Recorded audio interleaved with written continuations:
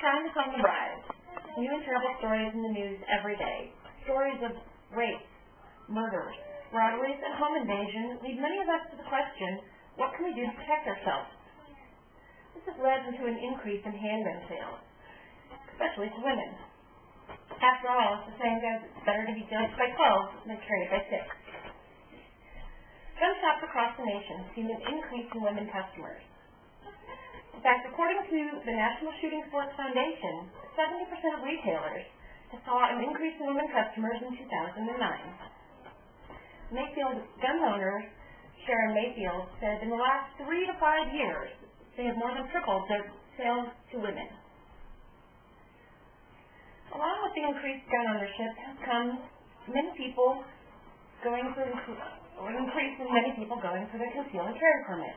This permit allows the permit holder to carry concealed anywhere that a gun is legal to be.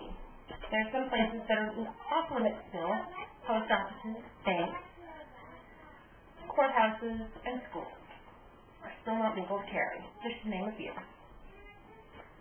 Women can carry in their purses without getting a conceal and carry permit. But it's better to get the permit and carry in your body because it gives you more control. Also, in a robbery, oftentimes that's the first thing demanded is your purse. And if you give over your purse, you give over your weapon. There's a variety of holsters that can be used to conceal on your body. Anywhere you should choose.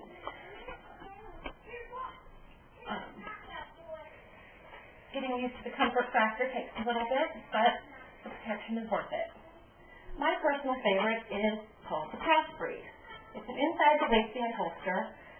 It sits inside on the back of your jeans, and it's quite easy to conceal with just a shirt.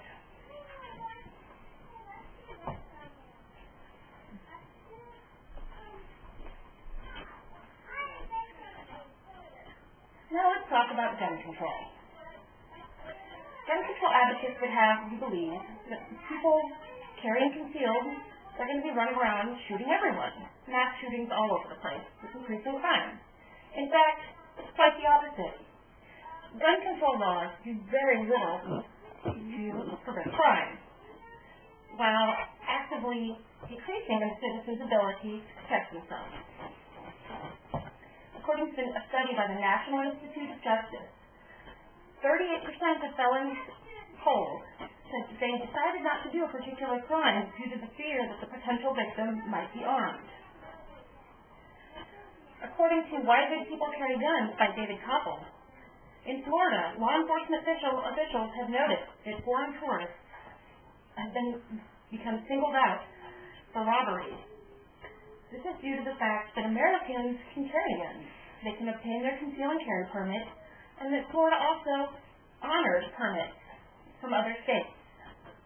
Florida honors Missouri permits. In fact, everything in blue honors Missouri permits. Black, Illinois, has no such laws. In fact, it's illegal to carry concealed there.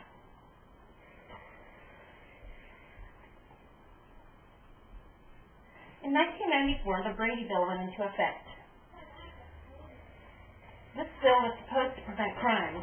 According to quick gun facts by Dr. John Lott, Jr. of the University of Chicago School of Law, the 5-day wait period that the Brady Bill set forth did little for the rates of murder and robbery, but in fact slightly increased rates for aggravated assault and rape, crimes that have the greatest risk for women. Nations with strict gun control laws have something in common. There's been very little crime beforehand, leading the public to believe that they didn't need to have protection of their own. Our government failed to protect us. In fact, not only do they fail to protect us, they insist they have no obligation to do so. Our police force is there to clean up after the fact, not to prevent crime. In courts of hotels, they have no obligation to protect the person, even when that victim has been targeted beforehand. For example, recently, my ex went on a rampage, or got mad, and said he was going to kill his mother, his grandfather, his uncle, myself, and possibly our children. When I called the police to report it and find out what they could do, they couldn't help me. There was nothing to be done because I wasn't there. I wasn't the one who got assaulted. And since he hadn't done anything, they couldn't do anything. In fact, there's nothing that they can do until he does or tries to do something to me or my children. Now let's talk about some myths and facts. The myths. Conceal and carry. You give conceal and carry out to the citizens. It's going to increase crime. That's false. Actually, the facts are, when citizens are allowed to carry, murder rates drop 8%. Rape rates drop 5%. Aggravated assault drop 7%. In fact, crime is a lot higher in states without conceal and carry.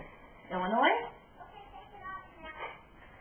Our forefathers believed in our right to carry and our right to protect ourselves. So much so that they made the Second Amendment in our Bill of Rights. Gun control only increases crime. When you take away the guns, when you outlaw guns, the only people who will have guns are criminals, or those who are willing to face the possibility of getting charges for protecting themselves. Guns don't make criminals, just like pencils don't misspell words. Responsible gun owners make the world a safer place.